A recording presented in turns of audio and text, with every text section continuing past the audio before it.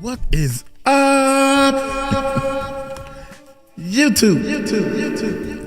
How y'all doing, man? Check this out. Oops, my bad. Check this out, man. I want y'all to see this real quick while I finish this last little bit of rice on my plate. Oh, this YouTube, Facebook, they killing me with this. I don't know how to make it start without, let me see something. Let's see something. I want to start it from the beginning. Gave all of her students a balloon. A man planted 2 trees. One day, a teacher gave all of her students a balloon. Told them to write their name on the balloon and throw it in the hallway. Okay.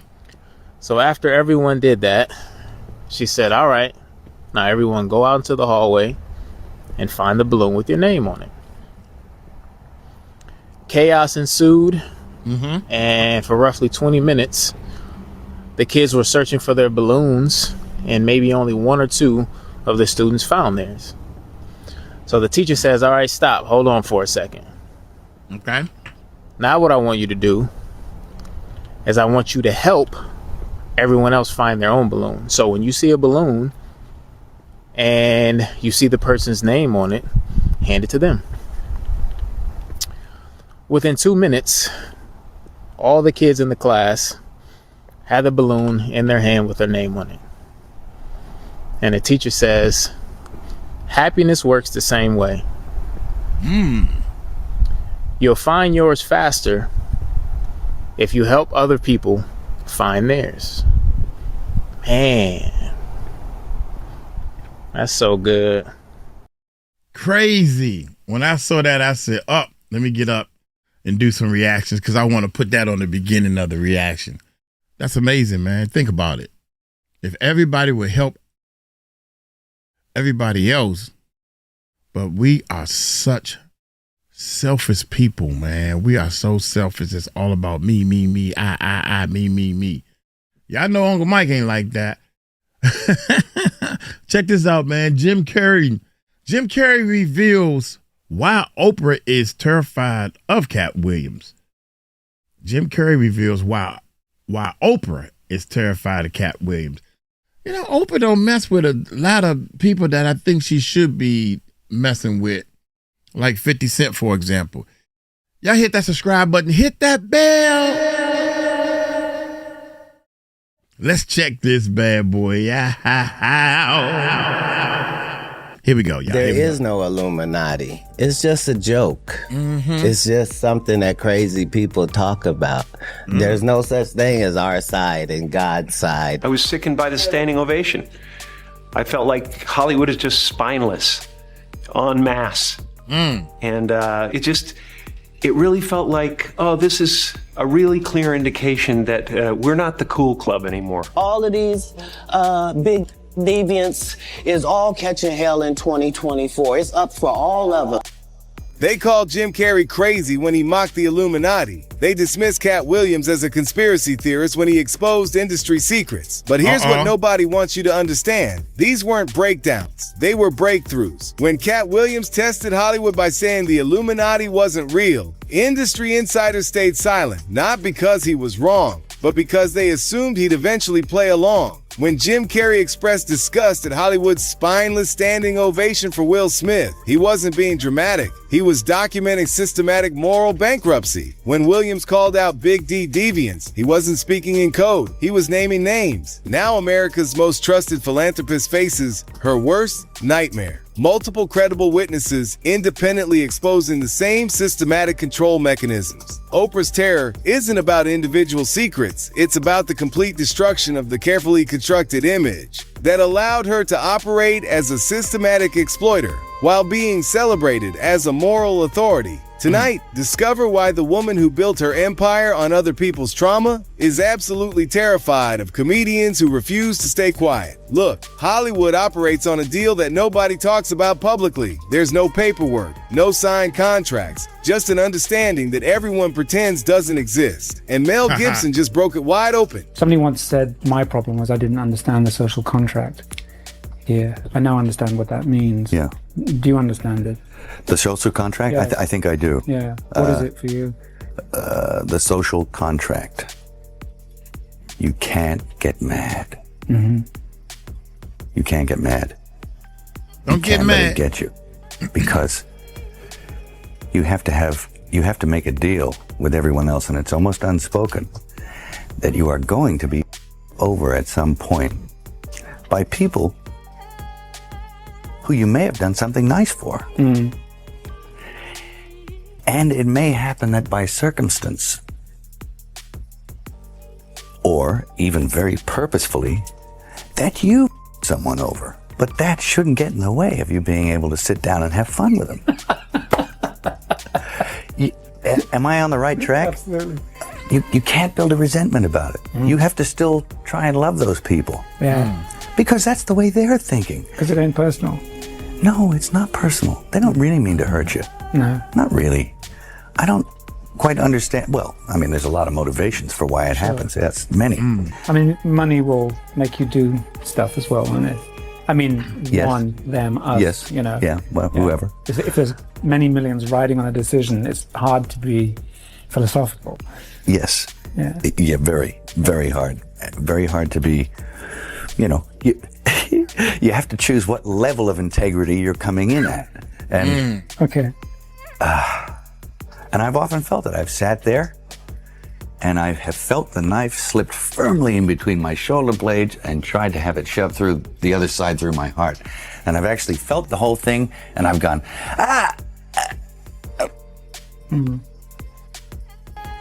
wait till next week, or I'll think and you'll resent it for a little while, then you have to let it go. Otherwise you'll eat yourself alive. Hollywood has this unspoken rule where you get mistreated by the people running the That's show, everything. but you can't get mad about it. You can't complain. You can't speak up. You can't even acknowledge it's happening.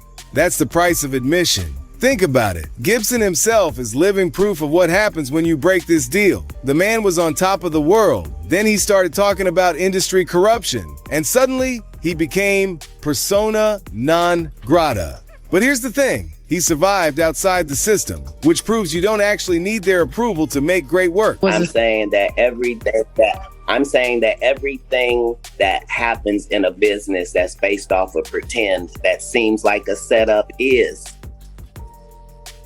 Everything that happens in a business, everything that happens in a business that's based off of pretend, that seems like a setup is. Yes.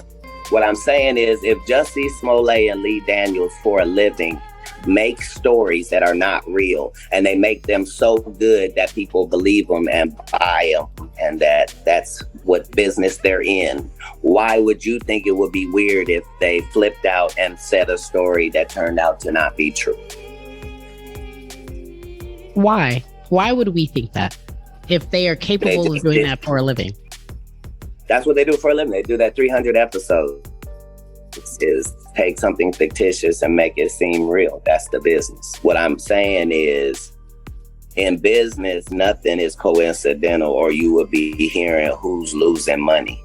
In all of these situations, it's only the artist that's losing. Somebody makes big money. When these rappers get killed, not incidental. Somebody made $100 million and now don't have to talk to that artist or none of their crew. Don't have to validate none of their contracts. Now only got to deal with the mama, only got to see her once a year, and it's over. And the money goes up and up and up. So they killed this $20 million guy, but they reaped $60 million in benefits. Wow. And they had some people from your city do it. Now, Cat Williams drops another bomb. Nothing in this industry happens by accident.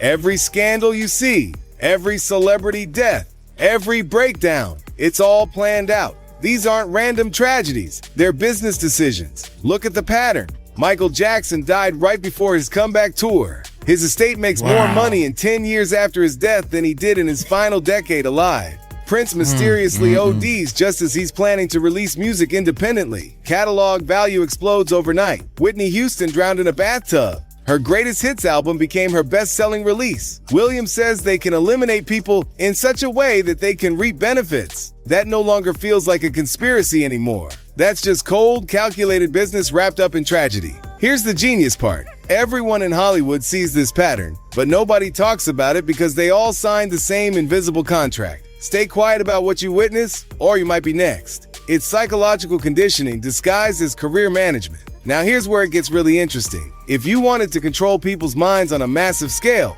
how would you do it? You'd need someone they trust completely. Someone who seems to care about their pain, who speaks their language, who feels like family. Enter Oprah Winfrey. Why'd you walk away Lord from have $50 million? I wasn't walking away from the money. I was walking away from the money. Circumstances with the newfound plateau. Yeah. It was completely outside of my frame of reference. I've been in show business since I was 14. I've heard the stories, seen these kinds of things play out in front of me. I mean, you see it before. Look, Mariah Carey made a $100 million deal, and 3 months later, she's all of a sudden mysteriously crazy. Or Martin Lawrence punches through and he's waving a gun on the street screaming, "They're trying to kill me." Yeah, we hear those stories. And it always happens around the time in their career where it seems as though they're crossing over the next plateau. Yeah. It's incredibly stressful.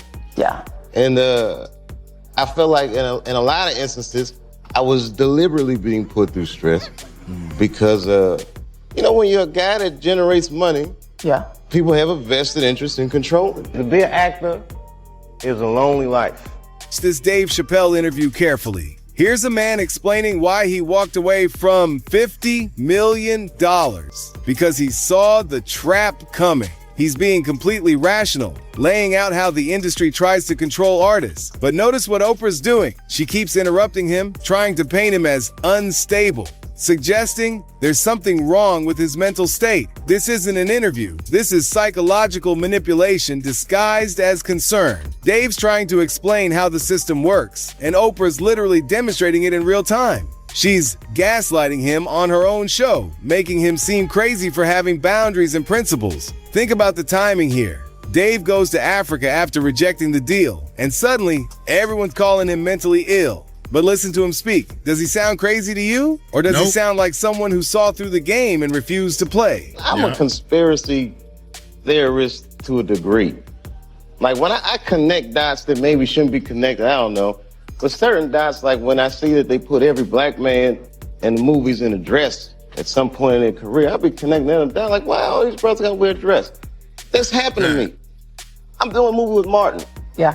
The movie's going good. So I walk in the trailer. I'm like, man, this must be the wrong trailer because there's a dress in here. They come in. The writer comes in. I think he's the writer. He's like, Dave, listen, we got this hilarious scene where Martin's sneaking out of jail. So he disguises you as a and he put this dress on. And what? No, I'm not doing that. I don't feel comfortable with that. That should have been in the discussion. What? You don't feel comfortable with it? I mean, it's a hilarious bit. All the greats have done it. So, well, if all the greats have done it, it's kind of hacky, right? You're right. So why don't we just not do it? Yeah. Because I don't feel comfortable wearing a dress. Oh, come on, Dave. Listen, we got it all set up. We're supposed to shoot. Every minute you waste costs this much money. You know, the pressure comes in. He said, I'm not wearing no dress, man. I'm funnier than a dress. Just give me something funny to say. I don't need to wear no dress to be funny. What am I, Milton Berle? You know, we're going like this. And then finally he's like, and he leaves. And then like the director comes, Dave, it really would be great if you wear the dress. What is wrong? What is this, Brokeback Mountain in here? So Yeah. That's crazy. Wear the dress. I don't want to wear the dress. I want to wear this dress. You know what I mean? This is, oh gosh, this guy's so difficult. They leave.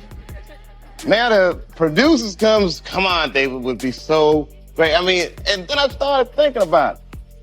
All the comics that I've seen, man, you know, strong brothers, why they be putting us in these dresses? But the minute it was clear, I was adamant, I'm not wearing a dress. I'm not wearing the dress. All right, fine. Think of something else. Guy comes back 10 minutes later, there's a whole new scene. Damn, how did you write the scene so fast?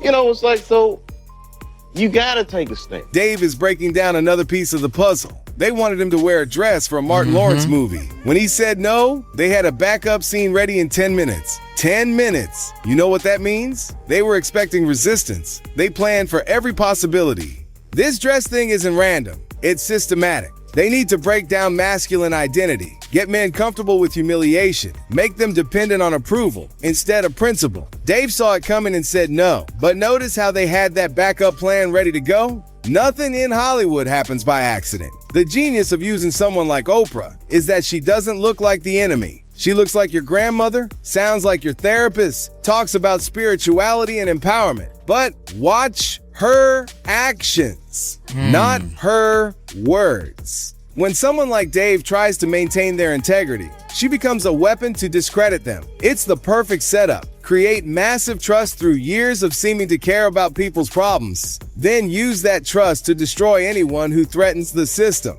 And the beautiful part? The audience never sees it coming because they're so invested in believing she's on their side. But here's where Oprah's carefully crafted image starts to crack. When you look past the philanthropy and the inspirational quotes, you find a pattern of scandals that she somehow always manages to escape unscathed. Let's talk about her Leadership Academy in South Africa. Back in 2007, Oprah Winfrey thought it would be a good idea to open up a boarding school in South Africa. She was inspired by Nelson Mandela and made a promise to him that she was going to create this school. The academy is called Leadership Academy for Girls. Actually, the government of South Africa was against Oprah opening this school because it's an extremely expensive place and the population there is extremely poor. But yet she opens this school and it's got salons in it, it's got gyms in it. I mean, some people think that this was a place for kids to be human trafficked because they would go and get them ready there for sale. And honestly, we don't need to talk about that conspiracy, but we need to talk about the scandals that have gone down at this school. These are my girls. These are my girls.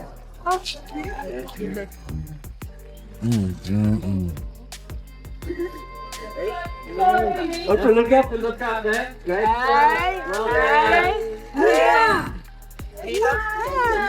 So Oprah built this $40 million school in South Africa, and they had 152 students attend. Oprah actually handpicked the 152 students who attended her school, but it wasn't long until some of these students were being harmed by one of the employees of the school. Her name is Virginia, and she was 27 years old at the time, and she was charged with 13 counts of getting inappropriate with the kids. Virginia got physical with at least 6 students aged 13 to 15. So these students were handpicked by Oprah to go and live at this academy, and one of these employees who is managing the dorm is physically touching them and doing things to them and harming them. This was a bad look for South Africa because they have had a problem with children being harmed at school by these employees. But ultimately, Oprah put them in this situation to be harmed by this employee. That wasn't the only scandal that came out of Oprah's school, because ever since it's been open, there's been scandal after scandal. Less than 2 years later, there was another incident where some students were getting physical with each other, and there was a 15-year-old who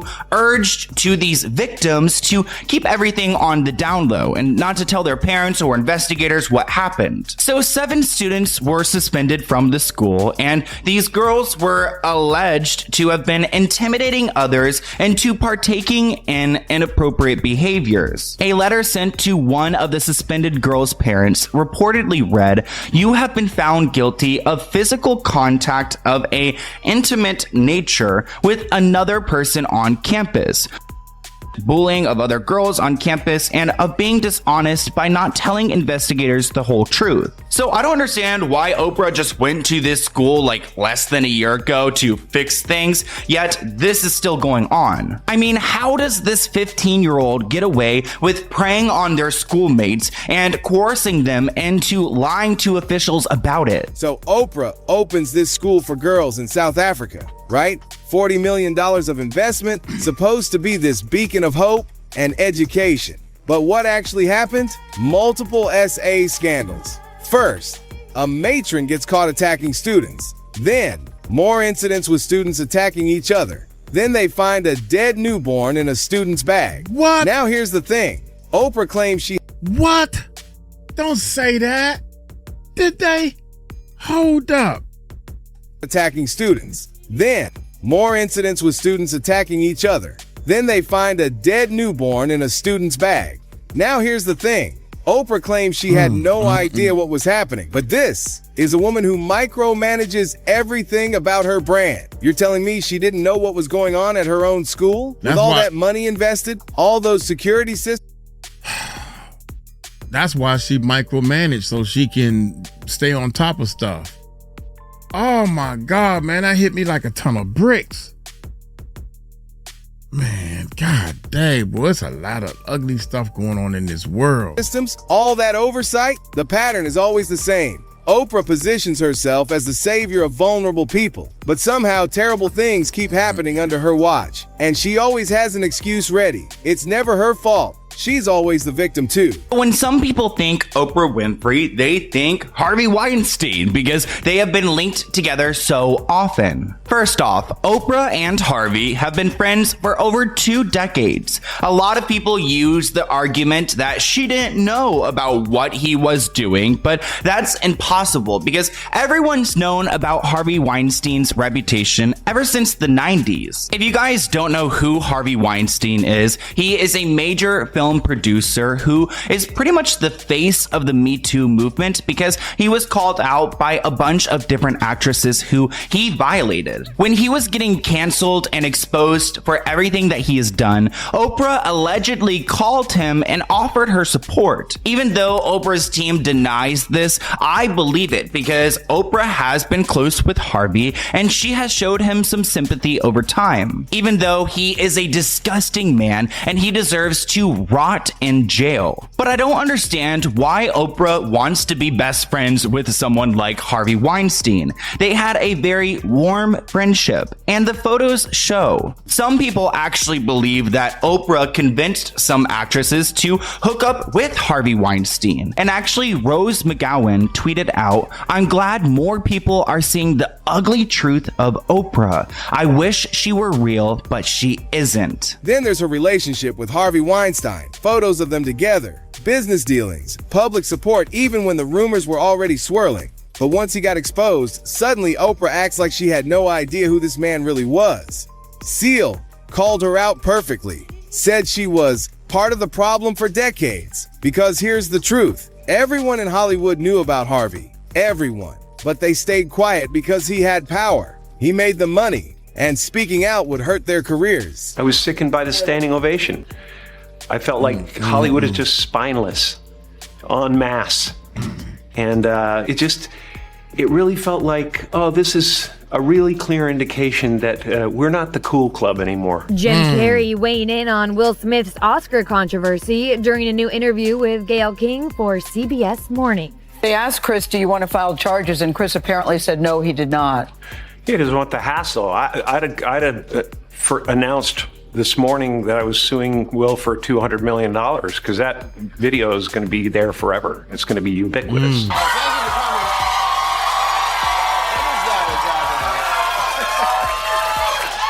Is that a gang sign? Have you, Oh, like you don't know what it is. You don't know what that is. I have no idea. Well, you don't know. Jimmy Fallon doesn't know. David Letterman doesn't know. We don't know. All the comics and show business don't know what this is. Right? Yeah. What is it? Come on, Jimmy. Seriously. Come on, the time Jimmy. is up. People are hip to this kind of stuff. I'm here tonight to blow the lid off it, to be the whistleblower. I'm sick and tired of the secrets and the lies. It is the secret symbol of the Illuminati, and you're a part of it, and it is the all-mocking tongue. Meanwhile, Jim Carrey's getting tired of pretending everything's normal. He went from making jokes about the Illuminati to openly admitting he's exhausted by it all. That's not someone having a breakdown. That's someone who's seen too much and can't keep up the act anymore. When Carrey talks about Hollywood being spineless, he's talking about exactly this. People like Oprah who know what's really happening, but choose to protect the system instead of the victims. They build their careers on other people's pain, then act shocked when the truth comes out. The mask is slipping, and people like Cat Williams are refusing to let them put it back on. Now let's connect the dots to what's really happening behind closed doors. Remember, we're not talking about random parties or celebrity gossip. We're talking about a systematic operation that reaches into the highest levels of entertainment and media. They were celebrity-driven parties. I happened to come in at a time where he was throwing his 50th birthday party, and they spent millions of dollars building this outside structure in his backyard in Los Angeles. I couldn't believe, like, wow, I'm a part of this now. Like, it was so, again, exquisite. It was this huge. But the gloss quickly wore off as his tasks became more sinister. Phil was not only ordered to source a constant supply of drugs for Diddy, he was then forced to carry them around the country. So we had a laundry list of items that needed to be with us at all times. You know, we'd have their marijuana joints on us. We'd have the mushrooms on us. We had a kind of a Diddy pack is what they would call it. And we would keep a satchel on us, and that's what we would have in that satchel. Always on call, Phil witnessed many things he now wishes he hadn't. He says he worked on the periphery of Diddy's now infamous parties known as freak-offs, although he knew them by another name. They were referred to me as Wild King Nights. And what a Wild King Night was when him and a guest would go to a hotel room or be at his home, his bedroom, and they would have intimate gatherings. I would have to go and prep that hotel room, which consisted of baby oil, Astroglide, candles, incense, liquor, lights, tons of toiletries, drugs. Phil wasn't in the room for the parties, but he didn't have to be. He knew exactly what went on behind closed doors because one of his jobs was deleting the very incriminating videos of the Wild King Nights from his boss's iPhones and iPads. I thought he was this clean businessman who rise to the top because he was such a powerful and, smart, educated man. I had no idea that he had this other side to him. And when I started to get exposed to his lifestyle, I started to really realize, like, this guy has an addiction. It's not just, once every few weeks. It's every day, every hour. Here's Diddy's former assistant breaking down exactly what his job was. And listen carefully to what he's describing. Prepping rooms for specific activities, managing schedules around these events, coordinating with high-profile participants. This isn't party planning. This is operational logistics for systematic exploitation. The assistant talks about preparing spaces every hour, managing multiple participants, and coordinating with other industry figures. Think about the level of organization required for this. Think about the guest lists, the security protocols, and the cleanup procedures. This is a business operation disguised as entertainment. Now here's where it gets interesting. Industry insiders have consistently mentioned Oprah's participation in these circles, not as a victim, but as someone who understood exactly what was happening and chose to participate anyway. Remember, this is the same woman who built her career on being America's moral authority. The person people trusted with their deepest secrets and traumas. But behind the scenes, she's allegedly participating in the same system that destroys the vulnerable people she claims to protect. The cognitive dissonance is staggering. During the day, she's on television talking about empowerment and healing. At night, she's allegedly at parties where that same empowerment gets systematically destroyed. It's the perfect cover. Who would ever suspect America's therapist of being part of the problem? This is why people like Cat Williams and Jim Carrey are so dangerous to the system. They're not just exposing individual bad actors, they're exposing the entire infrastructure that allows these operations to continue while maintaining public trust. When Williams talks about knowing all her secrets, he's not talking about gossip or rumors. He's talking about operational knowledge of systematic disguised as philanthropy, networking disguised as exploitation, and healing disguised as harm. John of God was once hyped by Oprah. Now he's accused of abusing hundreds of women. So Hayes broke this story. There he is there. This is very tiny text. Maybe BuzzFeed is one of those ones. John of God. He's a Brazilian medium healer, subject of a profile by Oprah as of earlier this week, accused of abusing hundreds of women. Listen to this. Faria became famous for his intense methods of healing. Though he doesn't have a medical license, he performs both spiritual healing, praying intensely for believers and placing hands on them to cure their afflictions, and what appear to be actual surgical procedures without anesthesia. This was crazy. He has been written about for years since his practice started in 1978. But an episode of Oprah in 2012 devoted to him raised his profile exponentially. The scariest part, this system works because people want to believe in heroes. They need to believe that someone like Oprah is genuinely good, so they ignore the evidence that suggests otherwise. And that willful blindness is what allows the whole operation to continue in plain sight. So here we are. The evidence is laid out, the patterns are clear, and the testimonies keep stacking up. The woman America trusted with their deepest pain built her empire by monetizing that exact suffering. The philanthropist who claimed to protect vulnerable children presided over multiple scandals. The moral authority who presented herself as Hollywood's conscience was allegedly participating in the very system she publicly condemned. Oprah's terror isn't about individual allegations. It's about the complete destruction of the carefully constructed image that allowed her to operate as a systematic exploiter while being celebrated as America's therapist. When multiple credible witnesses independently expose identical control mechanisms, the house of cards starts falling. The silence is breaking. The contracts are being violated. And America's most trusted figure faces her worst nightmare. People finally asking the right questions instead of believing the perfect image. If the entertainment industry's most trusted philanthropist is actually part of the system that destroys the people she claims to help, who can we really trust anymore? And when will we finally admit that the heroes we desperately want to believe in might be the very villains we need protection from? If you like this video, hit that subscribe button so that you never miss out on any new videos. And until then, fam, keep it real. Man. Dude, Dave Chappelle went to Africa because of that 50 million. And everybody see that number, 50 million number, right? But nobody knows exactly what his contract stated or what he had to do. You feel me? With, you know, for 50 million, how many years of doing whatever they was asking you to do as a comedian or an actor or whatever for $50 million was you how many years?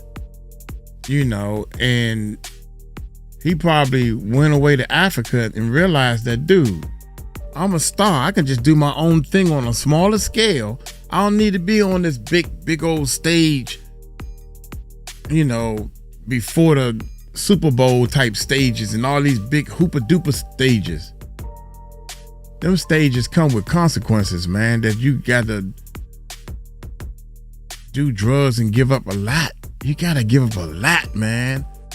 And he was like, man, I probably can make I can make at least $2 million a year on my own. What can you do with the 50 million over 50 years or X amount of years? So and plus I don't need the money. I'm already got 2 or 3 million in the bank. What I need 50 of it for? And he started thinking, man. So I think that's what happened, man. Hey, I'm gonna get on up out of here.